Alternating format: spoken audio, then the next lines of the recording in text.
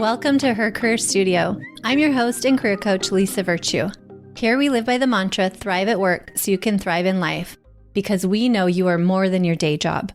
Each episode includes actionable tips and often mentor stories to not only boost your professional success, but also enhance your personal well-being. Join me as we explore ways to ensure your career uplifts your life. As you strive to achieve work-life harmony, head to hercareerstudio.com for free resources and coaching services to help support you during career transitions and challenges, such as when you are looking to find and land that next ideal job or promotion, or are leading a new team. We're here to support you. Don't forget to hit that subscribe button, and please hit the thumbs up or leave a 5-star review if you are finding the content useful. This helps us keep going in our mission to help women in their careers. Thank you so much for your support. Are you looking for a new job or about to? Head to hercareerstudio.com for free resources to help you in your job search.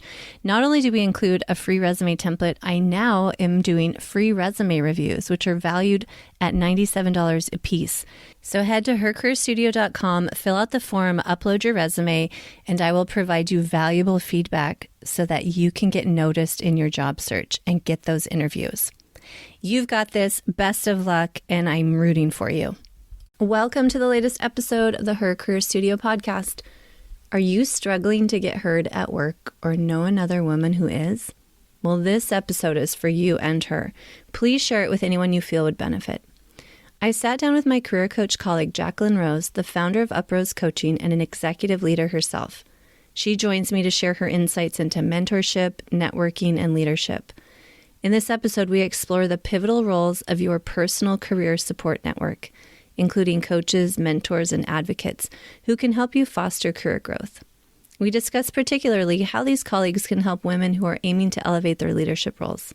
We dive into Jaclyn's inspiring career journey from serving as an executive assistant to being an executive across various Fortune 100 tech companies, her leadership in business resource groups, and her current mission to elevate women through UpRose Coaching. Our conversation sheds light on the importance of visible leadership, turning on cameras in virtual meetings, and the dynamics of workplace advocacy and mentorship.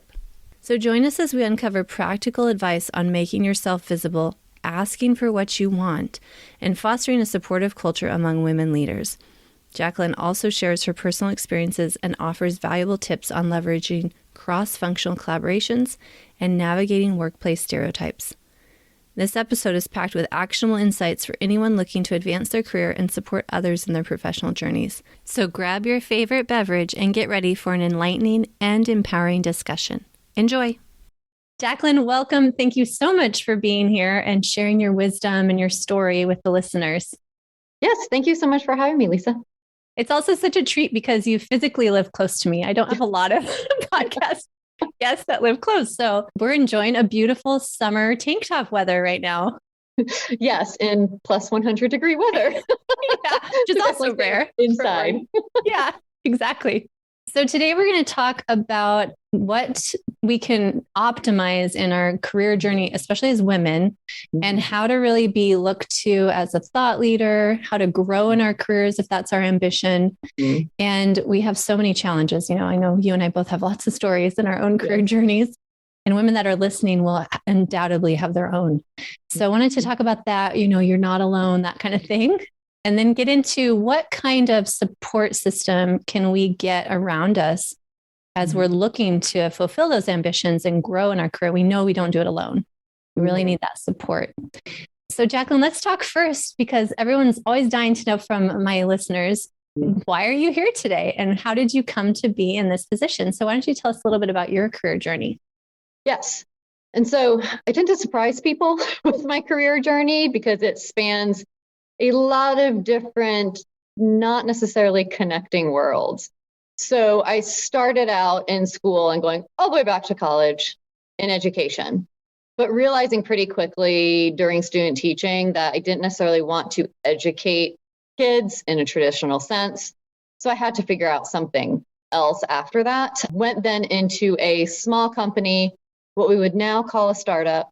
Wasn't a word then. 20 plus years ago, startup wasn't a thing. That's essentially what it was. I was employee number 7. But we essentially built out teams, processes, organizations, tools. And I was there for quite a few years and really loved initially the training and the mentoring and coaching and really the optimizing of innovation and just bringing everyone together to figure things out.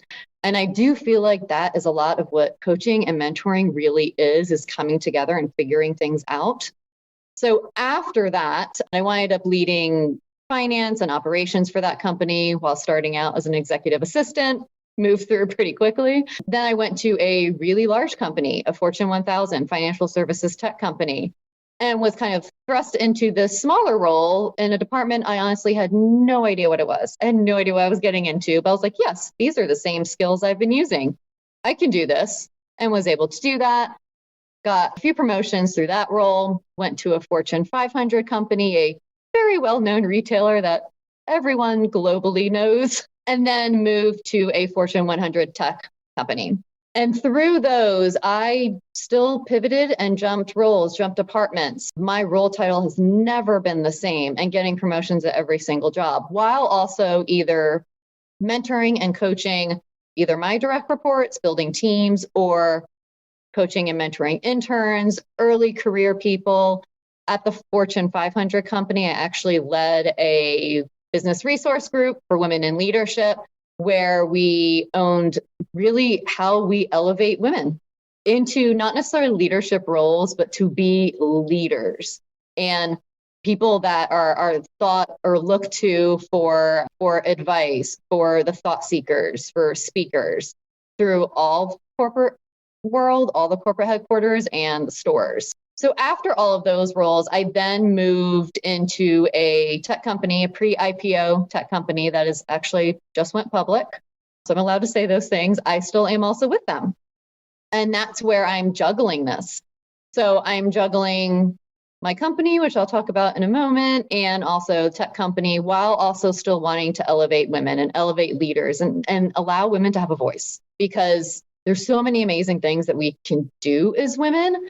And even though we have stories, and a point of our conversation is going to be how do we leverage our community, our network, we're not used to doing that. Women are used to doing everything on our own. So that's where I was like, I really want to make a difference, more impactful to individual lives, not just generic. So that's where I started looking at coaching programs. I had taken some executive coaching kind of long-term programs when I was at the retailer, but life coaching wasn't really calling to me because I really wanted to focus on women's careers.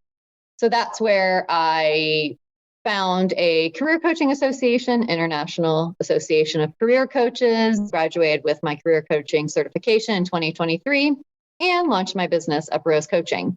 So then in UpRose Coaching, I'm basically focusing on elevating women to leadership roles, whether they are already in leadership roles. A lot of my clients are either right below manager level, senior manager, director levels, but don't necessarily have a large amount of either voice in the company, or have very small teams where they really want to make a larger impact on the company and on others. So that's where I'm really focusing on my career coaching, specifically in the retail and tech industry, since that's the majority of my experience. Beautiful. We have so much in common. I didn't realize you also started out early in your career as an executive assistant. Same, going from executive assistant up to executive, right? It's a very interesting journey. And something a lot of people, especially new grads, I noticed, undercut the concept of small to medium businesses and don't really go for those roles. And I am a huge advocate for it because it gives you such a breadth of experience, right? Sounds like you have something similar where you learn all these different roles. When I was titled executive assistant, I was the HR manager, I was the accounting director, I was the payroll specialist. I did all these things and and we were also becoming ISO standardized. So I got this international business background and opportunity there. So very interesting that we have that in common. And so I'm not surprised that you're at the place you are too. Yes. Yeah, exactly. And I think you're right. People don't necessarily, they want to go for the big name tech companies, the big name retail companies, where it's really hard to get in, especially if you don't have connections at those companies, where the small and medium businesses, the startups, are honestly the places to go. They're where you can have the most growth, the most learning. Also decide what you want to do, because most people change their career multiple times at least, but certainly from entry level to mid career. And that's where you can really learn. And as long as you understand how to sell and storytell those skills into different roles, how those are transferable, it's a certain, there is a logic and a tact to it, but it's teachable. And that's what I love talking to my clients about, as to how we can do that, because it's so interesting and it's honestly so fun. For sure. And that's also where you start building those connections, right? We're going to talk about like different people in your career journey in your world, and how you mentioned the word leverage. I also want to put it out there. Like, one of the challenges we have, especially as women, we're very collaborative, stereotypically, right? There are some competitive women, and we're competitive in different ways in different parts of our life. But I see so often, and I think your clients are similar to mine, it's like, yeah, but I don't want to use someone. I don't want to come out. It's like, feels dirty to call it networking even. Like, I'm not a networker. I'm not comfortable doing that, because they feel like they're using someone. Yeah. Versus this confidence of, let's collaborate and help each other out in our career journeys, because that's what it is. That's what life is, right? Helping our community members. Yep. And we're just, as women, we're used to doing everything on our own for ourselves, or kind of the separate side of that, not necessarily taking the credit where credit's due. So if we're on a project, using the word we a lot, and constantly coaching my clients as to, when you're interviewing, it's all about I. Yep. When you're talking and you're presenting internally, sure, use the we, but still take ownership. That's how we advocate for ourselves, because everyone has to do that. And men are really good at it, and women honestly aren't, because we don't want to give credit to ourselves, but we also don't necessarily want to leverage and ask our community to help us or support us. Yeah, absolutely. And then there's, stereotypes and biases at work. And I see a lot of times it's women actually talking about other women that pull each other down, as opposed to a man looks at it and goes, oh, well, she's just collaborating with that person. Another woman can say, oh, she's networking, and like make it this bad thing. So even us as women, being able to speak to it in a way that is uplifting for other women, and not this gossip or this negative talk in the workplace, I think we still have a long way to go in that regard. Yeah. And I've personally seen all sides in my 20 plus years in my career, and have had male advocates and female advocates. And I've also seen women tear each other down, and I've also had it affect me. And I've seen men also have bias. So, both genders are to blame, but I do think we need to take some of that accountability for ourselves as well, and make sure we're not doing it, because it's really easy to get into that chatter or pull things down for other women too. Yeah, exactly. And it's very different culturally as well. There are definitely different cultures that lean more towards it. And they're, I think, not necessarily understanding that this isn't where companies and kind of the employee career space is leading to. It actually does create damage. And how can we use our networks again for better? How can we leverage them in a good way? And how can we be either advocates for others, or then you just honestly don't say anything? But how can we lift women up? Because there are definitely still those senses of competition, not just on the men's side, but women against women as well. And that's honestly disservicing everybody. It's just not helping anyone, or the company for that fact. Absolutely. And remembering our reputation is key. Like, it ends up being a very small world, doesn't it? When we need references and we need people to advocate for us, for sure. Well, let's jump into that. Let's talk about what it looks like, and feel free to share your own story too, of the difference. So there's a few different titles we're going to talk about. There's advocate. So who can advocate for you in the workplace? Champions, which can be slightly different than advocate. Mentors, and then coaches like you and I. Feel free to start with, any kind of definitions that you want to with those words, terminology, anything you want to share there. Yeah. And I think out of the four, there are two very similar and two very similar. So mentors and coaches can be similar. And this is where I think the career coaching space is a little different, because I consider myself half mentor, half coach. Because coaches traditionally, and especially if you've taken life coaching, and I know, Lisa, you have some life coaching certifications, I've taken some programs, but I'm not certified, is typically asking questions, thought-provoking ideas to get your client to come to their own solution, where mentoring tends to be the kind of guiding them to it, but also giving advice. So one of my favorite stories I've told in short on social media is one time where I had a leader, and she was a new leader. I was reporting directly into her. So she was also my leader. I was her direct report, but she was also mentoring me, where she knew I wasn't happy and I wanted to explore these other areas, but I was completely stuck. I did not know who to go to, how to approach it. Plus, I was just nervous that if someone higher up saw me interviewing, essentially, other people within the company, would they think that I'm not interested in my role anymore? Would I be let go, etc.? Which luckily more companies are in favor for you to explore outside of your role as long as it's within the same company. So then she basically immediately made multiple connections for me, connected me with several people across different departments just to literally learn about what they were doing, what their team was doing, see if it was a touch point or interest of me, which then allowed me to get into a stretch, an extra project so I could learn more about that role. And eventually I wind up actually going into more, and that was a product facing role. And so, and I still tell the story because that made such an impact to me, where she knew doing this, she was going to lose me on her team. And I was one of the ones that had been there for a few years. I was an expert, and my cross-functional business partners really trusted me. And they were quite upset when I left, but they all understood. And she understood that this is what was best for me. And I think that's where across all four of these terms and roles that we can play in everyone's atmosphere is it's all about the person and doing what is best for them. All of these are selfless, honestly, roles. So with mentor and coach, that's how I think about those. Anything that you wanted to say about those before we talk about the sponsor, champion, advocate? I would love to share an example. And of course, people can play different, like multiple roles and kind of wave in between. And some people stay in their lane, don't they? Right. They're like really good at one thing and that's what they want to do. I have an example of a mentor of mine who advocated for me as a champion. So now I'm using all the words behind closed doors for others to get an opportunity. Mm-hmm. But she also recommended that I look into coaching.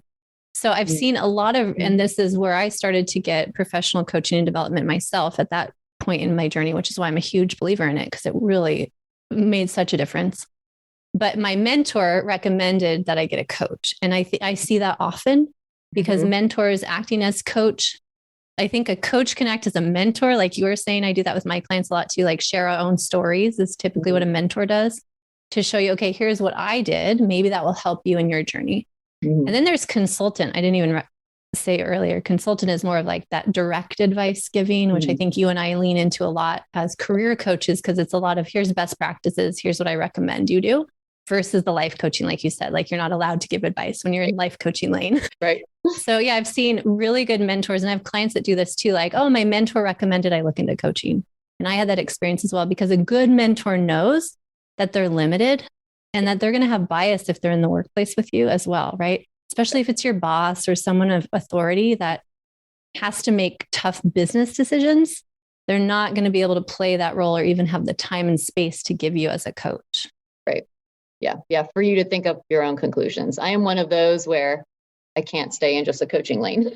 Yes. It's not possible for me to not give advice and little pieces of what I've learned and best practices, which is definitely why I think I straddle the two.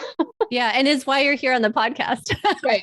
why I invite people is like, let's act as these mentors, let women have 20 minutes in their commute or whatever, their exercise routine, and get some mentorship, because they might be craving that and not have it where they're at right now or want more. Yeah, for sure. Okay, let's move into advocate and champion. And let's explore more of what that means and looks like. Yeah, and those to me are much more closer in concept, but also sometimes harder to find and maybe harder to ask for and seek, because typically advocates do help champion normally. Yeah. So meaning that they're basically helping raise you up. They're helping put your name out there for whatever it may be and really kind of backing you up. when champions are a bit more narrow in my mind as to talking about what you've worked on, talking about your aspirations, talking about where your strengths are, etc. But there's never honestly a formal program for those, which is probably good because both of those roles you do want to gain more organically. When coaching and mentoring programs, there's loads and loads of programs for those. Some successful in my mind, some not. But advocates are a little bit more difficult to find because you can, but most people are not comfortable asking someone to be their champion, their advocate. It's a much deeper relationship, I feel. It is easier for someone's leader to do that. Mm-hmm. But outside of that, it's really, really tough. And it typically does require a higher level leadership, a more executive level leadership as well, which is really difficult for someone that's entry level or someone that's new at a company. How do you find those people? Yeah. And even recognizing or knowing that they're doing that work for you can be hard to identify as well. The way I define it typically is like advocate can be just someone, even in a meeting, like turning to you to give your opinion, right? Like they're advocating for your voice to be heard, or they're saying, well, yeah, let's let Jaclyn have an opportunity here. But the champion is when the doors are closed and someone's asking internally, like, okay, do you think Jaclyn would be able to do this new opportunity? And they can have an in-depth conversation and really pump you up and act with more detail. See that as a big difference between advocate and champion. Would you agree? I have seen, and sometimes the words are used the same. And there's also then the sponsor concept. Yes. Which is even mentioned that. Almost between the two, essentially. Right. I do see advocate being used in both scenarios, but advocacy is definitely one that is known to the person. So they know that I can go to this person and this person will advocate for me, whether it's behind closed doors in evaluation meetings or when I am also there as well. One of my favorite stories is when I was working at a 95% women company where it was sometimes really difficult to get a word in. And you're in these pretty large meetings, 8 to 12 people, and only certain people are speaking up. I always took it upon myself to then target certain people where I know they would have an opinion, but they weren't necessarily going to speak over or interrupt others because sometimes that's how the meetings went. But there was one specific person where she got to the point and basically made the name for herself that she would stay quiet until someone literally said, name, what do you think here? Or what is your input? Where she made herself where people would literally advocate for her, but for her to speak. But she also knew that time would come because of then her thoughtful insights. So it's really interesting when we're giving space to those to really talk, ask questions, say an idea, and allowing that space to be essentially not harmful and open and not necessarily like a closed space where they're going to be judged for that. Yeah. And you mentioned levels too. I think it's important to acknowledge like where advocacy and champions, those can really be at any different level. But then that word sponsor comes into like somebody has to be in a level of authority that can really have a voice and make decisions or influence decision makers, right, at that certain level. But advocates and champions can also be your employees that are advocating that you get promoted or you have the opportunity to lead something, which is what we're talking about today, right? Is how can we help women get lifted up, have opportunity? And so not to just think everyone I'm going to look to as a mentor, champion, et cetera, should be above me in the line, in the org chart. We really need to also acknowledge that this collaborative environment that women are so good at, like you can really embrace that with all different levels of the org, which is really important actually to be looked at as a thought leader. And it helps you feel like you're not brown nosing or just looking up in the org chart. And I think there's a lot of times women look around or there's old advice that they're like, that's what they think they should do. And then they start to build a reputation for themselves that they're an opportunist or they're only looking for those things, right? Yeah. And it does, however, work for yourself too, because true leaders do bring others up.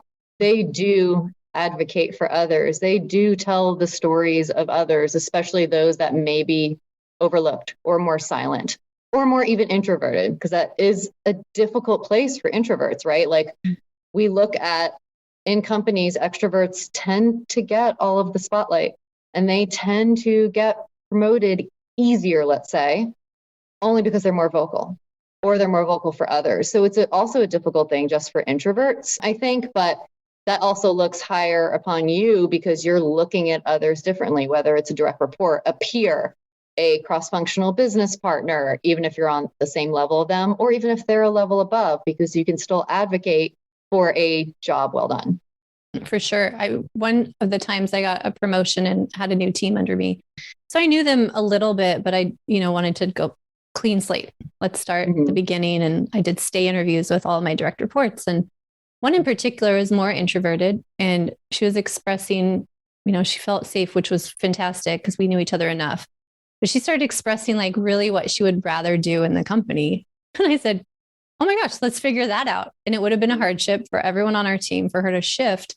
But that was one of those moments where I think I was an advocate, a champion, a mentor, and a little bit of a coach to help her get that opportunity and land it once I talked to the other director. That was a great example of her just going, oh my gosh, you actually listened, but she didn't know how to advocate for those wishes. She didn't have a manager above her that even understood how to do that because that manager didn't want to lose her. And so it became very interesting. So I agree with your recommendation is like, okay, when you're looking to get opportunity, how can you help others get opportunity? Right? Look across the chart. Look, when you are in that new leadership position, make sure you understand and advocate for others as well. That whole pay it forward really pans out and pays off, doesn't it? Yeah, it really does. And then just helping others grow and helping others develop also develops yourself, because it again develops the leadership skills and tendencies that all executive leaders truly should have. I'm not going to say they all do, but they all should have. And that is honestly where all companies are really moving to now, since growth and development of especially entry level to middle is so focused on, but it also does take work and knowledge and experience to help others there. For sure. So when it comes to like getting heard as a woman at work, you mentioned earlier, advocating for others, helping them out too. Yeah. What other advice would you have for women? Because some people listening are also more individual contributor. They're not in a leadership role. And so, of course, there's so much like, oh, you don't have to have a leadership title to be a leader. I'm sorry. I get really annoyed with that because a lot of people in those positions get annoyed where they're like, well, you're not paying me to be a leader. So I'm just going to be quiet, whatever that thing is, which we could talk about that all day long, but I digress. So talking about like, if you want to be looked to have a voice and be heard, regardless of what your position or title says, what advice do you have for the listeners? Yeah. And so I think the biggest piece of advice is, I'm going to say two things actually. Make yourself visible. And I'm going to talk about that, and ask for what you want. And that is hard. Both of them are difficult, no matter your personality, experience, how long you've been at a company. For most women specifically, both of those things are really difficult. So as far as making yourself visible, that's where your relationship with your leadership team, your direct leader, and the people above them is really important, so that you are having those reoccurring meetings, specifically not just with your direct leader, with people above, cross-functional partners, so that they understand where you're coming from, either for how you're supporting, what you're working on, how you're helping meet strategy or team goals. Also making yourself visible in team meetings, department meetings, organizational meetings, all company meetings. Now, not meaning you have to present at every single one, certainly don't, but making that visibility as to if someone is announced that they're getting promoted or they win some sort of organizational award, just putting in public chat, Slack, whatever it may be, a congratulations towards them. Maybe even just slacking them separately on the side, because people really do remember that. And I think just going to the second piece, asking for what you want. So being transparent with your leader. Now, there are cases, as you mentioned, in one of your old direct reports, and I've had it as well, where it's not necessarily entertained, where you're interested in learning something new. Maybe you're interested in something entirely different. It might not be well received. Keep going is what my advice would be. keep having those conversations with that person, but then with also other people, HR, other cross-functional business partners, leaders, and really understanding more about maybe what they do, more about what the opportunities are, what growth and development opportunities are. If you're not a people leader, but you would really like to be a people leader, then explore that. Are there interns? Can you shadow somebody that is a new people leader? What courses can you take? Because there's lots of opportunities, but you have to dig for them. Oftentimes, honestly, they're not easily accessible and transparent, especially if you are not a people leader. All these things tend to be hidden until you become a people leader, and all of a sudden, oh, you have direct reports. You're expected to understand how to manage and lead others, but you've never taken a course. You've never gotten any training. You've never been able to shadow anybody, which is a gigantic gap, in my opinion, in every company I've actually ever been at. And that's where just a few of those pieces and just asking those questions will then tell the executive leaders that you are interested in growth. You're interested in learning more. Now, whether it's lateral, but just understanding more parts of the business, all of those pieces make you look like a leader and will just expand your experiences. A couple of things I want to react to there. One is, I love what you said about, you're basically saying like, be curious. Yeah. Right. Be curious, ask the questions, because so often people don't.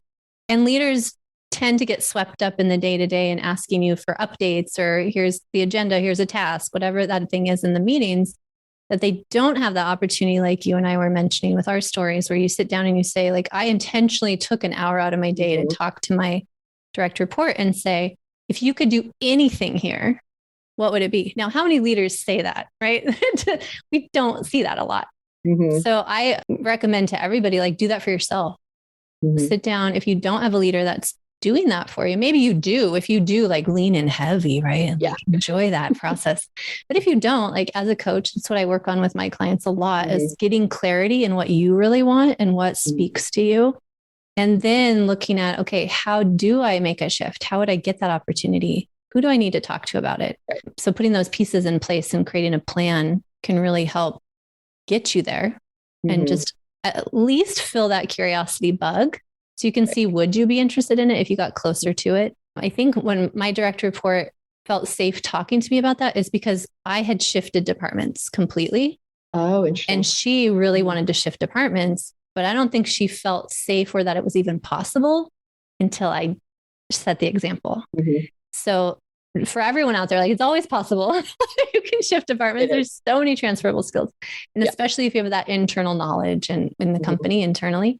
Yeah. So I would say, like, that curiosity is huge, but clarity is another piece of it, where if you can find that mentor, find a coach, somebody to help you uncover for you what you really like and what would fill your bucket.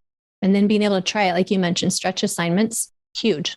I say that all the time. Like, there's so much, balanced conversation out there of life and work. And so nobody wants to take on anything extra. And we see a whole push on social media of like, don't do anything extra. They're not paying you for that. But guys, myth bust on this. If you want opportunity, you have to. So we're talking to people that want that opportunity. They want to be looked to as a leader. And in that case, I'm not saying bust your butt and work 100 hours a week. No way. But you do have to pick up extra here and there to show that you're capable and you can handle it once they do promote you. And also, to the leaders out there, make space for your team to do so. So otherwise, you risk losing them, period. They will leave the company. So everyone, if they're good employees, would rather their employees stay with the company and maybe move to a separate team. So allow them and give them the space to do that. It's tough. Everyone in any company, I think at this point, is basically working out plus their max, not even to their max, beyond it. But you have to give them that opportunity. One of the things I love doing, I coach my clients through, and I also do it with my team.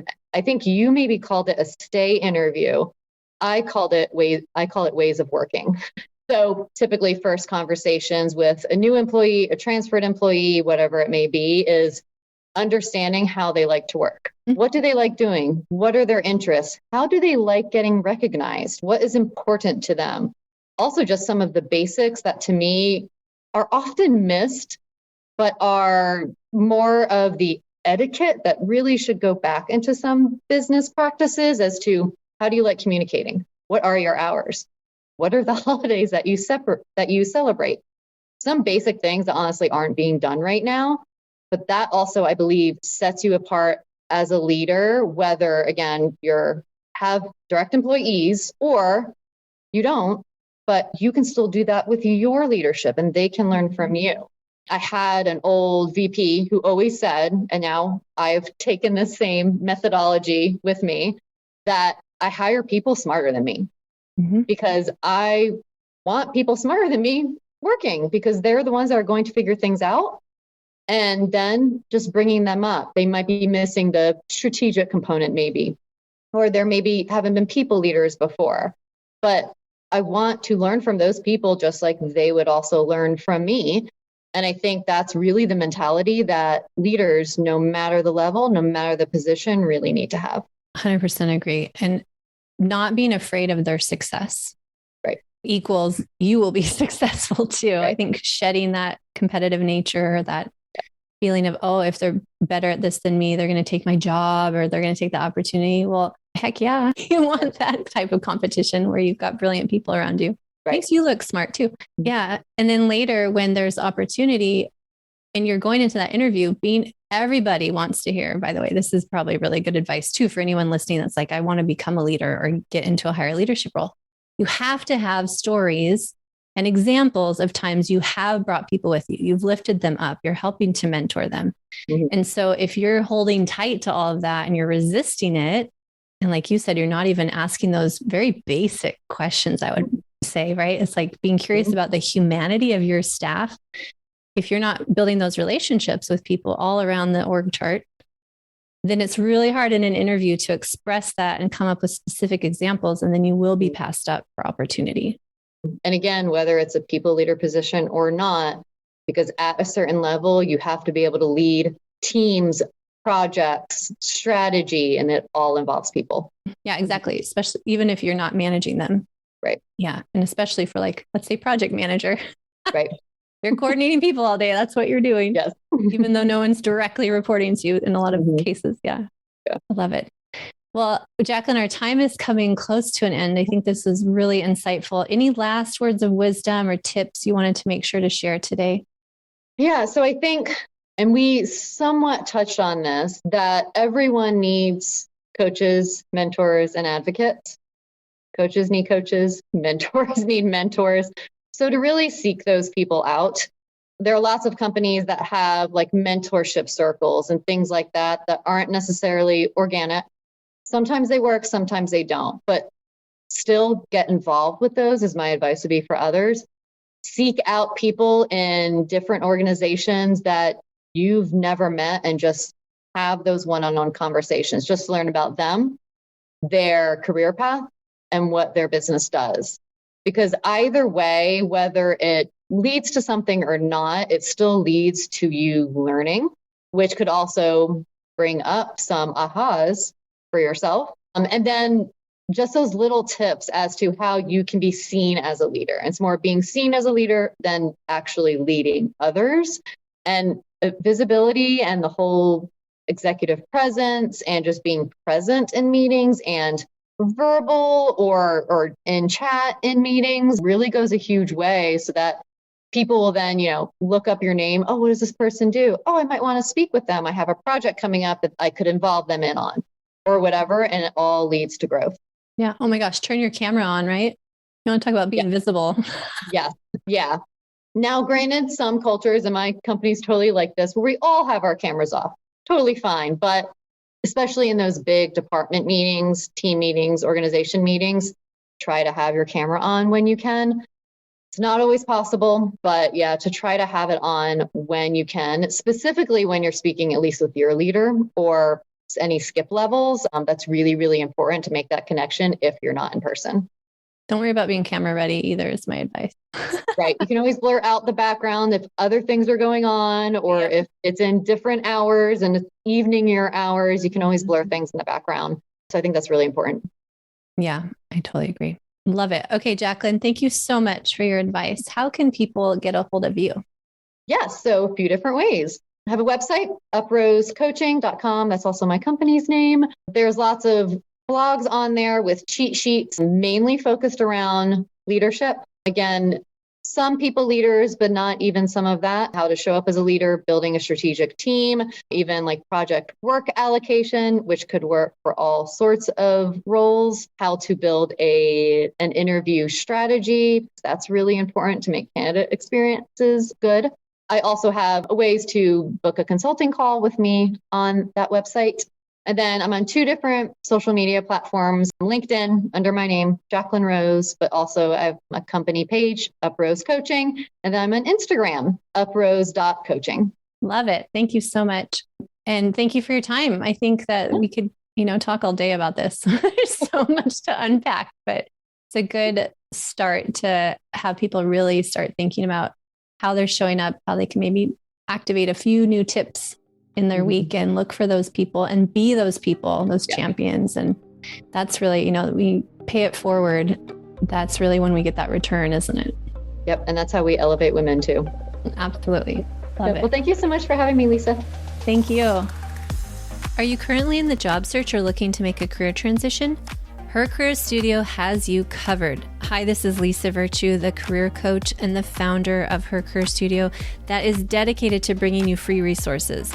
So head to hercareerstudio.com and get your free cover letter template, the guide to how to write it, and your free resume template.